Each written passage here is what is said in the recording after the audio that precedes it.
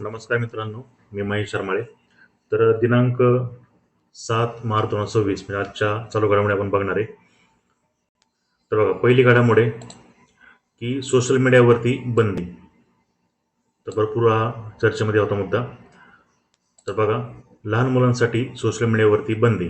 तर यामध्ये आता कर्नाटकची चर्चा जास्त झाली, परंतु आंध्र प्रदेश राज्याने सुद्धा सोशल मीडियावरती बंदी घातलेली आहे. फक्त फरक काय दोघांमध्ये बघा, कर्नाटक राज्याने 16 वर्षाखालील मुलांसाठी, लहान मुलांसाठी सोशल मीडियावरती बंदी घातली. तर आंध्र प्रदेश राज्याने 13 वर्षाखालील मुलांसाठी सोशल मीडियावरती बंदी घातलेली आहे.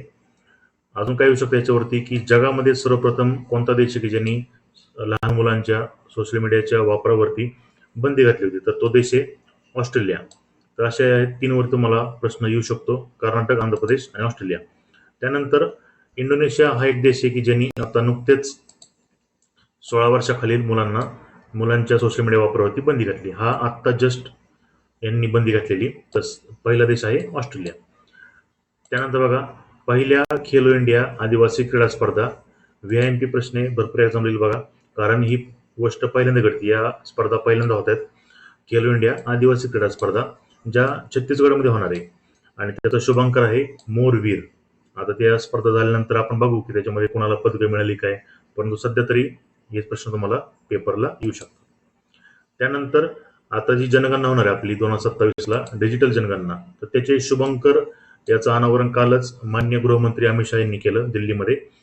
तर त्यामध्ये जी महिला शुभंकर आहे तिचं नाव आहे प्रगती, आणि जी पुरुष शुभंकर आहे, त्याचं नाव आहे विकास. अशा 2 शुभंकराचं अनावरण काल दिल्लीमध्ये करण्यात आलं.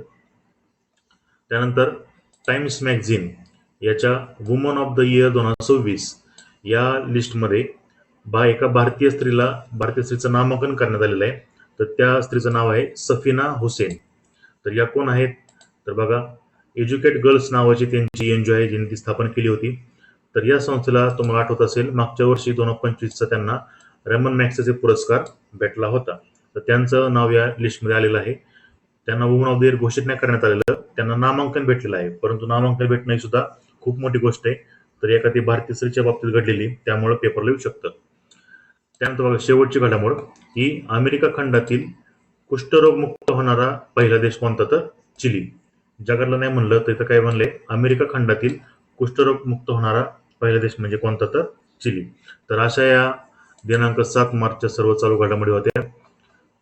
तर तुम्हाला व्हिडिओ आवडला तर जास्तीत जास्त शेअर करा. सर्वांनी या चालू घडामोडी लिहून घेत चला आणि कमेंटमध्ये नक्की सांगा की तुम्हाला हा व्हिडिओ कसा वाटला. धन्यवाद.